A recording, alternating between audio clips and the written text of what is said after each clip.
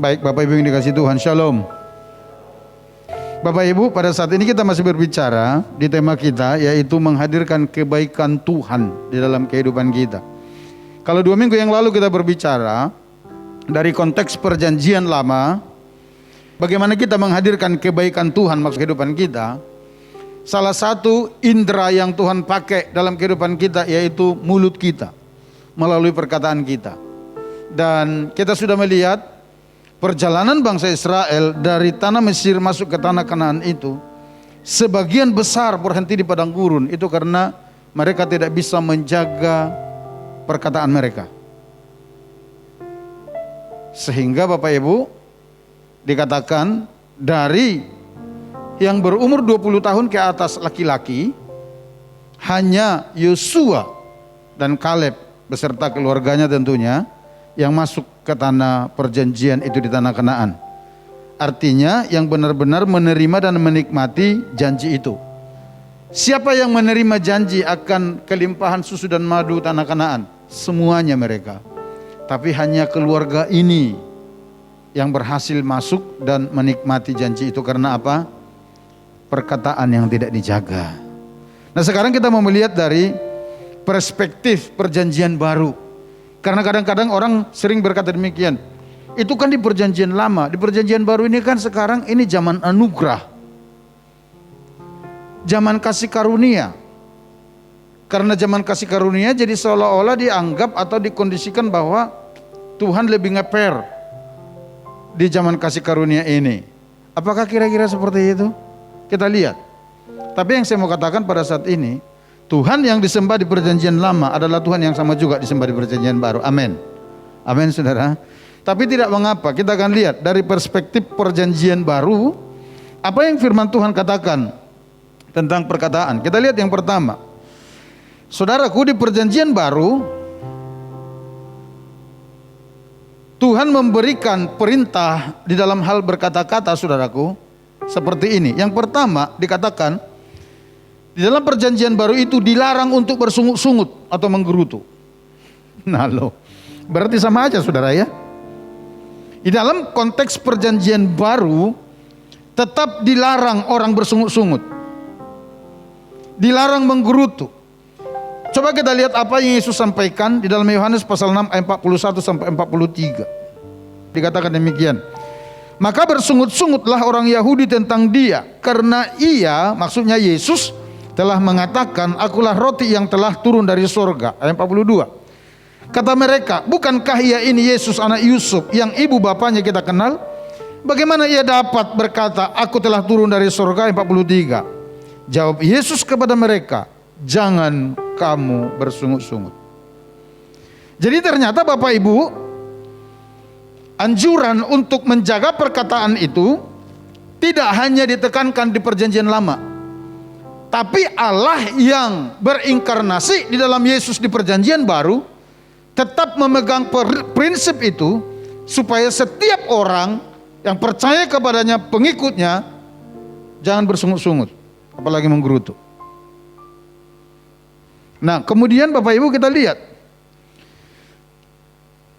kepada jemaat di Korintus, 1 Korintus pasal 10 ayat 10, oleh ilham Roh Kudus, Rasul Paulus menasihatkan begini. Dan janganlah bersungut-sungut seperti yang dilakukan oleh beberapa orang dari mereka. Siapa ini? Nenek moyang mereka, orang-orang Yahudi yang dalam perjalanan keluar dari tanah Mesir masuk ke tanah Kanaan. Sehingga mereka dibinasakan oleh malaikat maut. Ternyata Bapak Ibu, Roh Kudus melalui Rasul Paulus menyatakan sikap juga ketidaksetujuannya terhadap orang yang suka bersungut-sungut. Karena hal yang sama yang menimpa orang-orang Israel di perjalanannya itu bisa terjadi dalam kehidupan orang-orang di zaman perjanjian baru ini yang suka bersungut-sungut. Kemudian kepada jemaat di Filipi, Roh Kudus menasihatkan juga melalui Rasul Paulus. Dikatakan demikian, lakukanlah segala sesuatu dengan tidak bersungut-sungut dan berbantah-bantahan. Ini konteksnya kalau Bapak Ibu lihat di dalam Filipi pasal 2 mulai ayat 13, Rasul Paulus menasihatkan demikian, kerjakanlah keselamatanmu dalam Kristus. Jadi dalam mengerjakan keselamatan kita di dalam Kristus, mungkin ada banyak hal yang kita alami. Mungkin ada banyak problem, mungkin ada persoalan-persoalan yang terjadi di luar dugaan kita, yang tidak sesuai dengan apa yang kita inginkan. Dalam perjalanan iman kita mengikut Tuhan, Roh Kudus berkata, jangan bersungut-sungut dalam mengerjakan keselamatanmu. Jangan bersungut-sungut. Kemudian oleh ilham Roh Kudus kembali melalui Petrus diingatkan para jemaat Tuhan, berkata demikian, berilah tumpangan seorang akan yang lain dengan tidak bersungut-sungut. Halo. Ketika saudara membantu orang, bantulah dengan tulus hati. Jangan dibantu tapi di belakangnya bersungut-sungut. Nah, yang pasti Bapak Ibu, saya mau katakan demikian. Ternyata larangan bersungut-sungut itu sama saja. Apakah itu di perjanjian lama, apakah itu di era perjanjian baru yang disebut dengan era kasih karunia ini, prinsipnya sama saja. Apa itu jangan bersungut-sungut, apa itu jangan ngomel, jangan menggerutu. Kenapa demikian? Saya percaya ini ada kaitannya dengan peristiwa-peristiwa yang tidak baik, yang tidak enak itu, kegagalan-kegagalan yang dialami oleh orang Israel hanya karena bersungut-sungut. Saya percaya ada kaitannya ke sana. Sehingga ini ditegasin. Yang kedua, saya percaya dari pengertian bersungut-sungut yang kita pelajari 2 minggu yang lalu, dari teks Ibrani itu, luni atau lani itu, dikatakan demikian, ketika seseorang bersungut-sungut itu artinya dia menghentikan semua energi positif yang ada dalam dirinya. Kalau energi positif yang ada dalam diri kita telah berhenti, berarti energi apa yang keluar? Sebaliknya, berarti energi negatif yang akan keluar. Ketika seorang mulai menggerutu, ketika seorang mulai bersungut-sungut, potensi-potensi positif, potensi-potensi baik dalam kehidupannya, tanpa disadari itu bisa berhenti di tempat. Sehingga orang yang suka bersungut-sungut, lihat, susah dia maksimal dalam hidupnya. Bapak Ibu tahu, ketika ahli Taurat, orang-orang Yahudi bersungut-sungut tentang kesaksian Yesus yang berkata, akulah roti yang turun dari sorga, secara tidak disadari itu langsung mengerjakan dalam kehidupan mereka ketidakpercayaan akan kemesiasan Yesus. Otomatis. Ketika mereka berkata, bagaimana mungkin dia berkata begitu? Bukankah ini anak Yusuf dan Maria yang orang tuanya bersama-sama dengan kita? Saudara-saudaranya ada bersama-sama dengan kita. Ketika mereka berkata seperti itu, secara otomatis dalam hati pikiran mereka, mereka telah menyangkali kemesiasan Yesus. Itu yang dimaksud berhenti itu.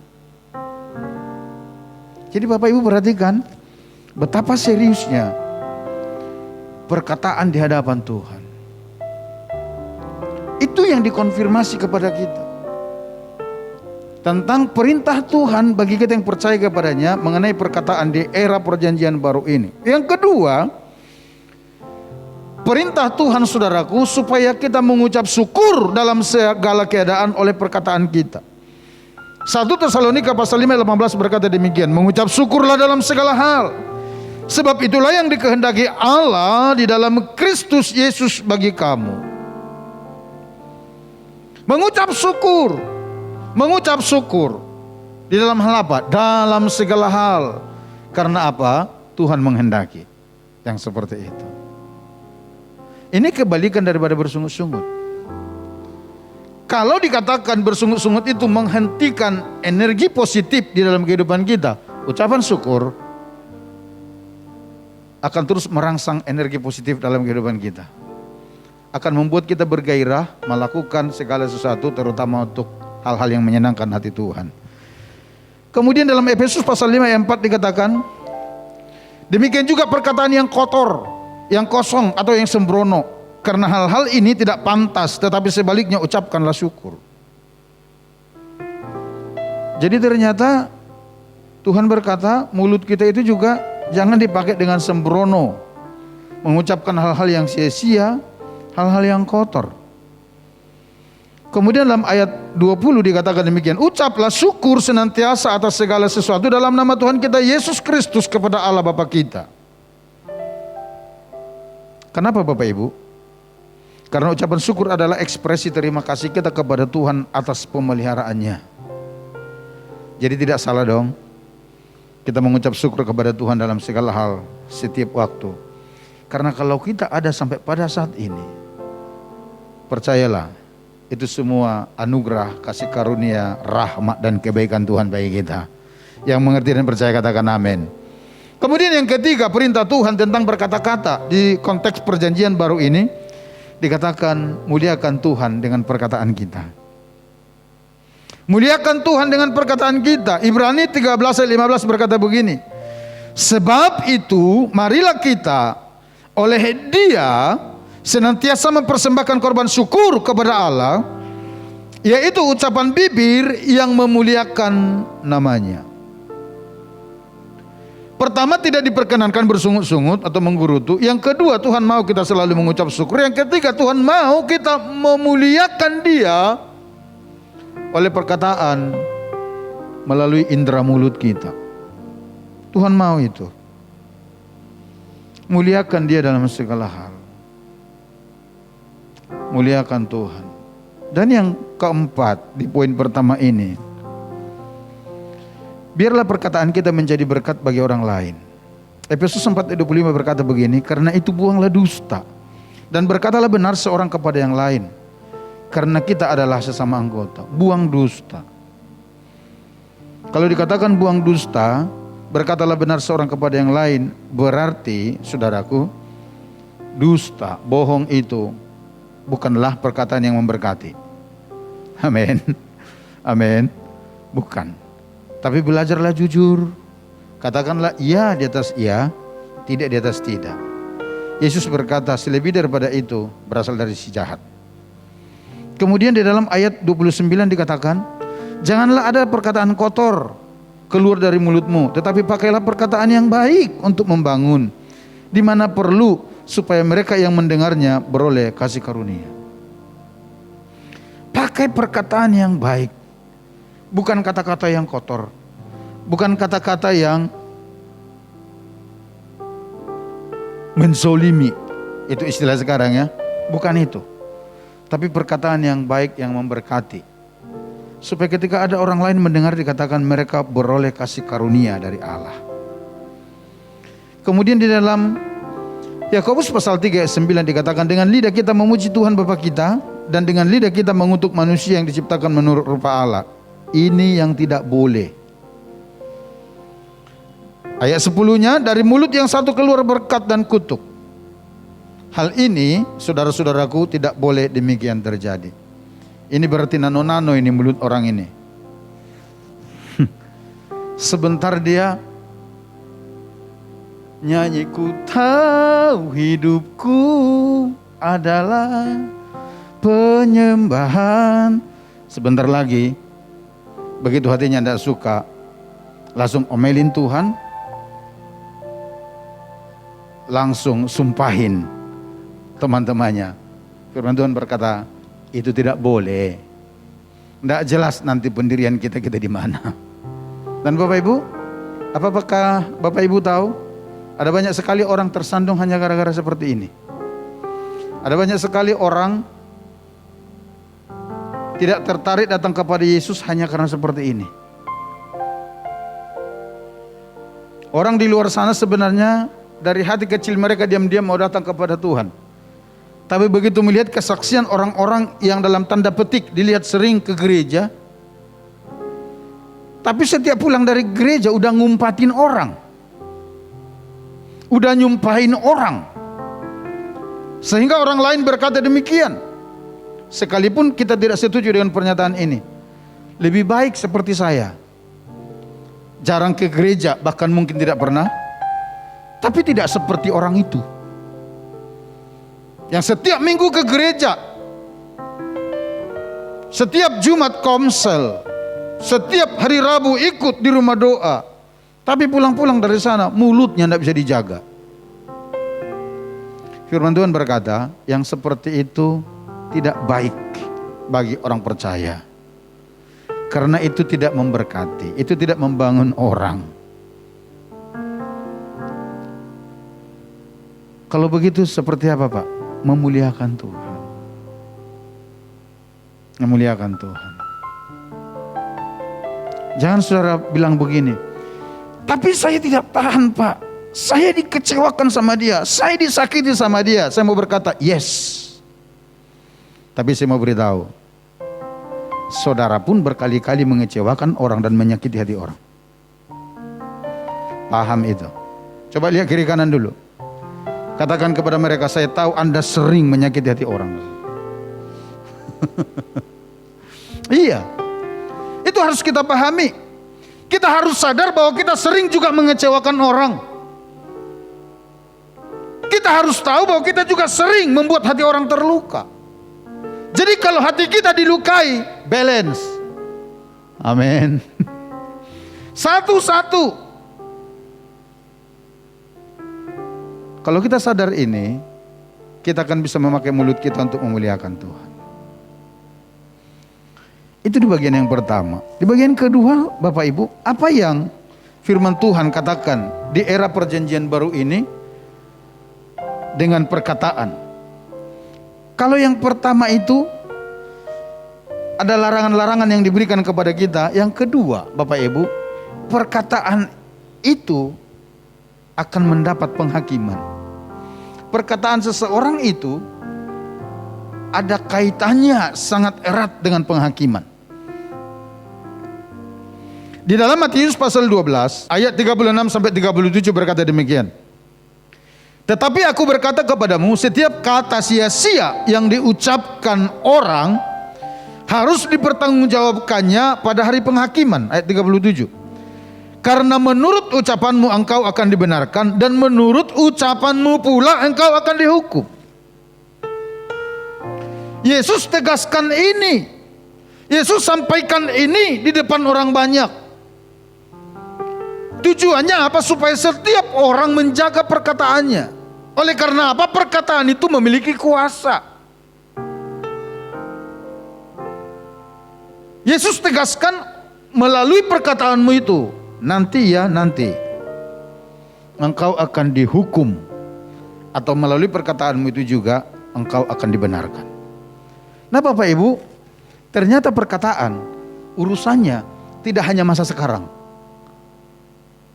Ternyata perkataan urusannya sampai nanti di pengadilan terakhir. Kalau Yesus berkata seperti ini, saya percaya itu pasti terjadi. Dan kalau Yesus berkata seperti ini, saya percaya karena dia mengasihi orang banyak. Karena Yesus tidak mau hanya karena perkataan yang tidak terkontrol, yang tidak terjaga, lalu para pengikutnya, orang-orangnya yang telah ditebus oleh darahnya di kayu salib, gagal mengalami janji-janji Tuhan. Siapa yang rugi ayo? Minggu lalu kita belajar yang berkata begini, firman Tuhan berkata demikian. Hidup dan mati dikuasai lidah, siapa suka menggemakan, memperkatakannya, memakan buahnya. Yesus tidak mau hanya karena perkataan yang tidak bisa dijaga. Janji-janji berkat dari Tuhan itu pending atau bahkan cancel kita alami, saudara. Serius sekali loh perkataan. Jadi ternyata perkataan kita itu ranahnya sampai kepada masa penghakiman. Yesus berkata melalui perkataanmu itu engkau akan dibenarkan. Tapi melalui itu juga engkau akan dihukum.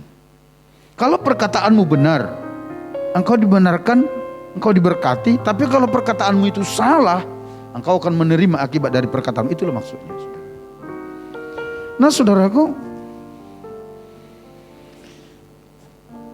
Rasul Yakobus oleh tuntunan Roh Kudus juga menulis kepada orang percaya, dikatakan demikian. Saudara-saudara, janganlah kamu bersungut-sungut dan saling mempersalahkan, supaya kamu jangan dihukum. Sesungguhnya hakim telah berdiri di ambang pintu. Yakobus pasal 5 ayat 9. Supaya kamu jangan dihukum. Jangan kamu bersungut-sungut, jangan saling mempersalahkan. Karena dikatakan hakim telah berdiri di ambang pintu. Kalau kita menyimak benar-benar dari ayat-ayat yang ditulis oleh para penulis Alkitab di firman Tuhan ini, saudaraku, kita bisa memahami bahwa berkata-kata bukanlah hanya sebuah bunyi suara yang keluar. Bukan seperti itu.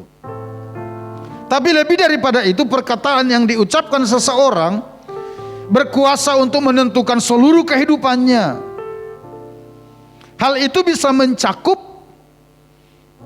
seluruh aspek hidupnya, usahanya, kesehatannya, keuangannya, bahkan persahabatannya, keluarganya, kerohaniannya, dan bahkan masa depannya.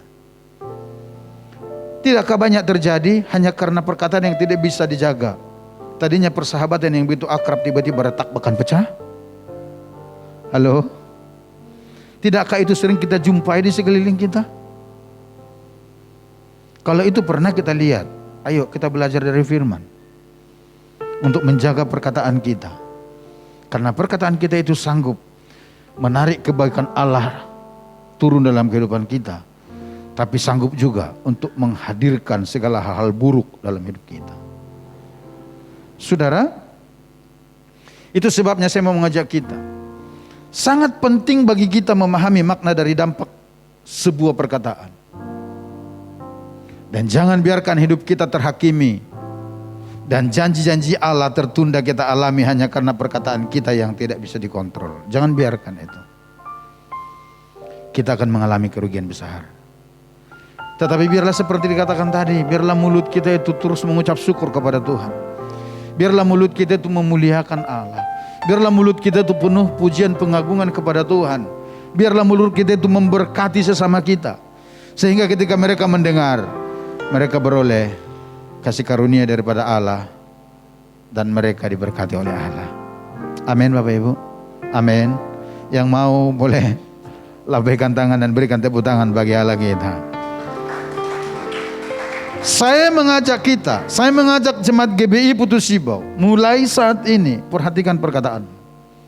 Jangan lagi berkata demikian, tapi itu kan hanya canda Pak. Iya, tapi ternyata Yesus berkata, engkau akan mempertanggungjawabkannya di penghakiman nanti. Apa yang saudara ucapkan itu. Emang setan itu pintar sekali. Kadang dia masuk melalui canda apa segala macam. Tapi dengar baik, itu tidak berhenti sampai di situ. Tuhan meminta pertanggungjawabannya ketika dia datang sebagai hakim yang adil. Tentu kita rindu melalui perkataan kita diberkati Tuhan dengan segala kelimpahannya, bukan mendatangkan hal-hal buruk. Amin saudara ya. Saya rindu sekali melihat semua jemaat GBI Putus Sibau mengalami kebaikan Allah, karena yang keluar dari ucapan kita hal-hal yang memuliakan Tuhan, hal-hal yang mengucap syukur, meninggikan Dia dan memberkati sesama kita. Sehingga lihat rahmat dan kebaikan Tuhan di tahun-tahun sesulit ini pun kita akan tetap bisa alami. Yang percaya katakan amin. Mari kita datang kepada Tuhan saudara.